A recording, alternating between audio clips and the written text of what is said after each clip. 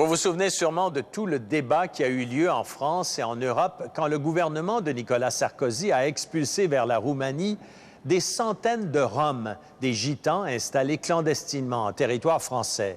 En Roumanie, il y aurait près de 2 millions de Roms, soit environ 10 de la population. Mais même dans leur pays d'origine, les Roms sont très mal perçus.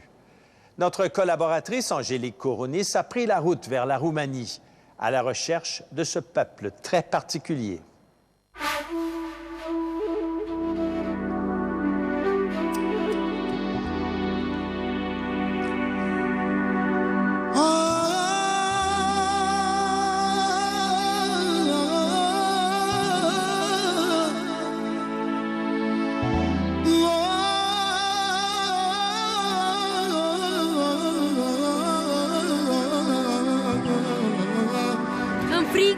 În mizerie, nu avem condiții, nu avem nimic. Casa e așa de pustie.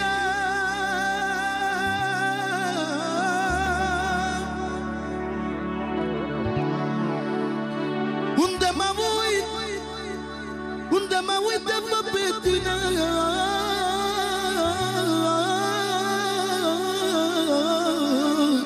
Statul nu le creează condiții.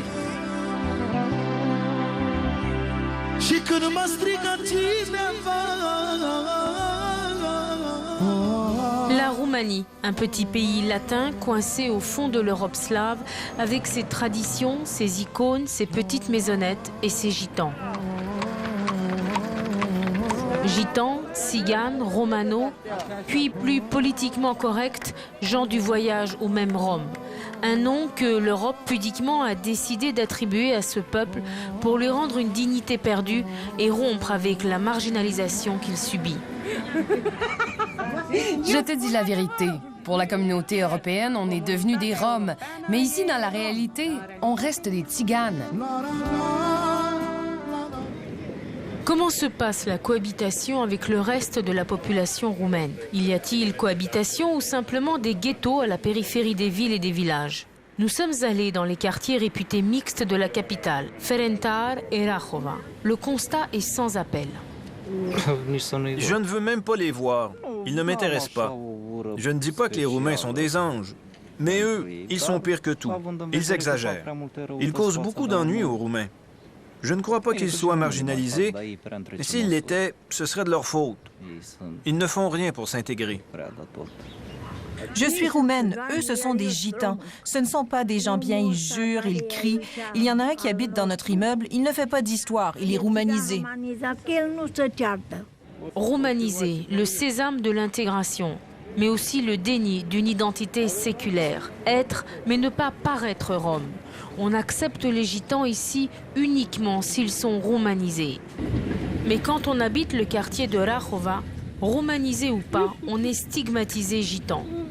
Barbara a essayé. Elle s'habille comme les Roumains, va à l'université, mais le rejet est le même. Après les cours ou à la pause, quand ils se disent « Allez, on va au café, on sort », ils s'invitent entre eux.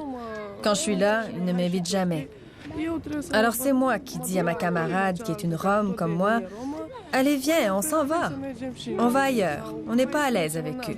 Ils sont méchants. » On est à 2 pas du palais présidentiel et du Parlement roumain. Pourtant, ici à Rahova, les rats circulent en liberté de jour comme de nuit.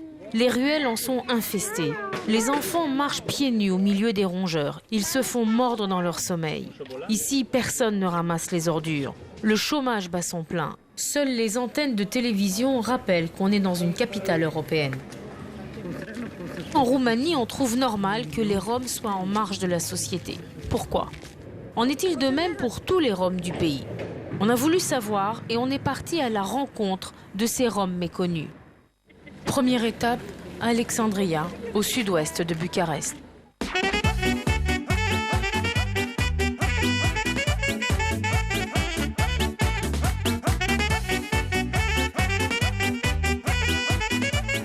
On s'est arrêté au marché, manger un morceau.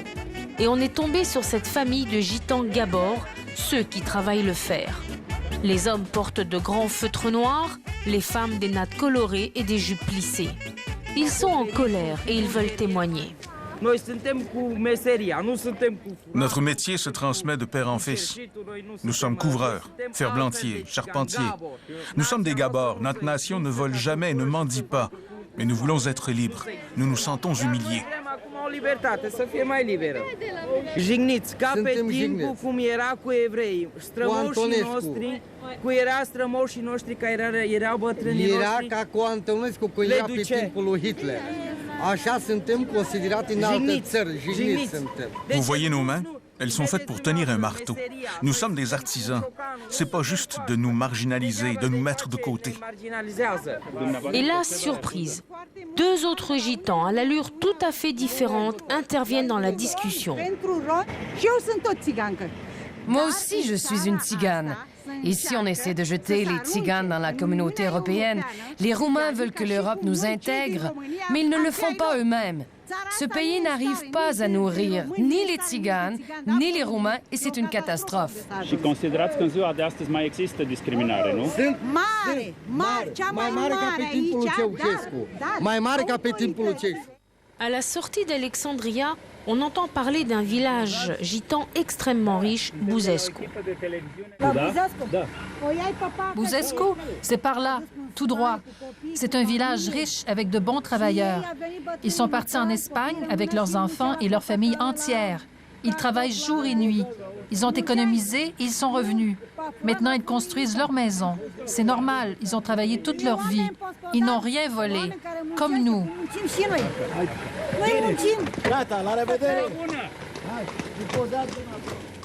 On décide d'aller voir. Une fois sur place, on n'en croit pas nos yeux. Le village de Buzescu, c'est Disneyland version balkanique.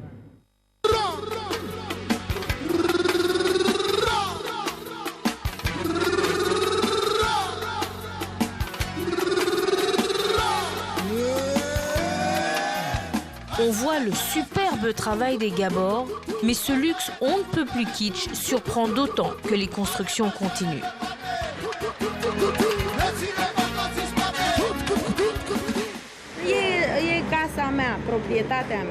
Cette maison m'appartient, c'est ma propriété. Nous sommes des chaudronniers. Ça fait 9 ans que nous la construisons. Nous travaillons beaucoup dans tout le pays et nous le faisons pour nos enfants. J'en ai 3 et je veux qu'ils profitent de tout ce luxe que nous n'avions pas à leur âge.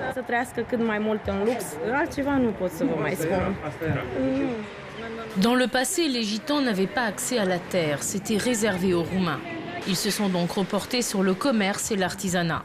L'argent gagné est échangé en pièces d'or, la seule valeur en laquelle ils avaient confiance. Et ici, la richesse du village vient de ces alambics. En posséder un permettait de produire son propre alcool bien meilleur que celui vendu par l'État. Cazane de fabricat rachiu. Săranii de la țară cumpără așa ceva. Iar eu sunt meseriașul pe care le confecționez. Mais cette richesse suscite des envieux, comme ce monsieur, un Roumain que nous avons pris en autostop et qui exprime bien le sentiment qui domine en Roumanie à l'égard des Roms. À l'époque de Ceausescu, on leur a confisqué tout l'or qu'ils avaient. J'ai 70 ans et je ne sais toujours pas d'où ça venait. Chaque famille rome avait de l'or et maintenant, avec la démocratie, ils peuvent sortir, aller voler ailleurs et trafiquer des cartes de crédit. Tenez, regardez toutes ces maisons. Les grandes maisons sont gitanes, les petites sont roumaines. On décide alors de reprendre la route vers le nord pour aller trouver d'autres communautés roms. Mais finalement, c'est elles qui viennent à notre rencontre. Ici, ces femmes nous invitent à prendre le café. Et du café, on passe à la potion magique pour faire des filles. C'est donnant-donnant. Un collier de perles à la doyenne du clan contre le secret ancestral pour mettre au monde de belles blondes.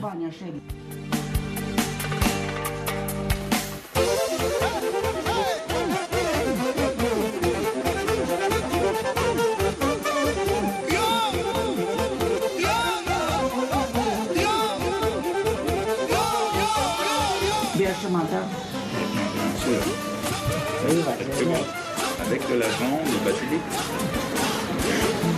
du vin béni, de l'eau bénite,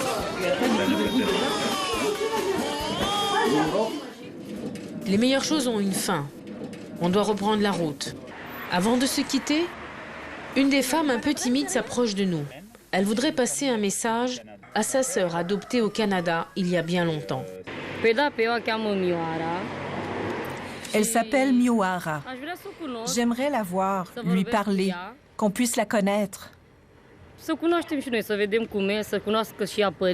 Si elle voit cette émission, qu'elle entre en contact avec nous. Dernière étape de notre périple, Cluj, 3e ville du pays, où l'on trouve la plus grande décharge à ciel ouvert.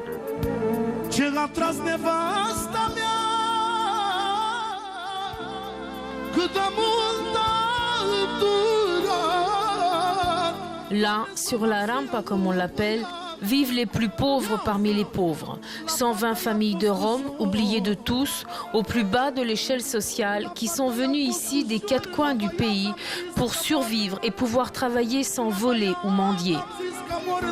Ici, peu d'enfants vont à l'école. La plupart travaillent dès l'âge de 6 ans, de 7 h du matin à 6 h du soir, au tri des ordures. Le pasteur Bert veille sur eux.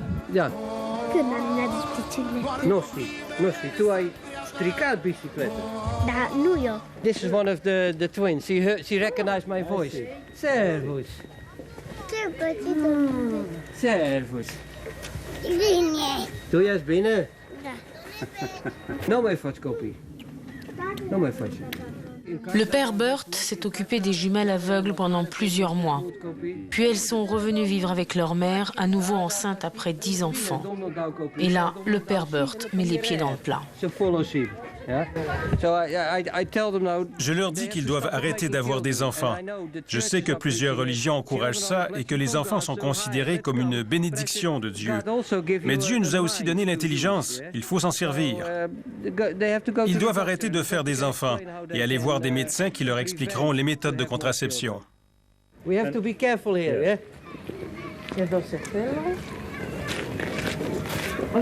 Le camp s'étale sur plusieurs kilomètres. Il s'organise autour de la décharge. Le pasteur Bert mène une course contre la montre pour pouvoir construire des maisons pour tous. Cette terre ne nous appartient pas. Ils peuvent détruire tout ce que j'ai construit du jour au lendemain. Mais j'en prends le risque.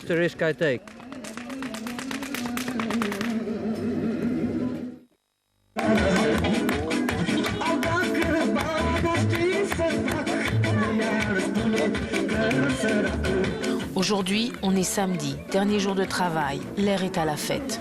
On entasse ce qu'on a ramassé et on va toucher sa paye.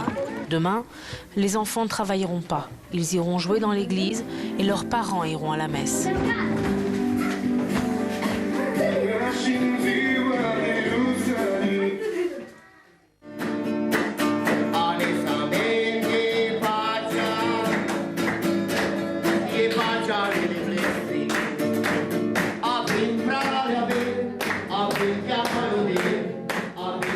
Ici, c'est un Canadien, le pasteur Rupert, qui officie. Cela fait 15 ans que cet ancien pilote de l'armée américaine est aux côtés des Roms. Il n'a pas de mots assez durs pour décrire la situation. Ils ne font pas partie de l'échelle sociale. Ils n'existent pas. Le gouvernement ne veut pas aider les Gitans. Il ne veut pas qu'ils existent, alors ils agissent en conséquence. Seul espoir pour casser ce cercle vicieux, l'éducation. Sous la pression européenne, des programmes d'insertion de Roms à l'école ont été mis en place dans le pays. Là où il y a une réelle volonté d'intégration des deux côtés, ces programmes sont un succès. Mais il reste l'exception dans un pays qui refuse de reconnaître toutes les composantes de sa population, leurs droits et leurs différences.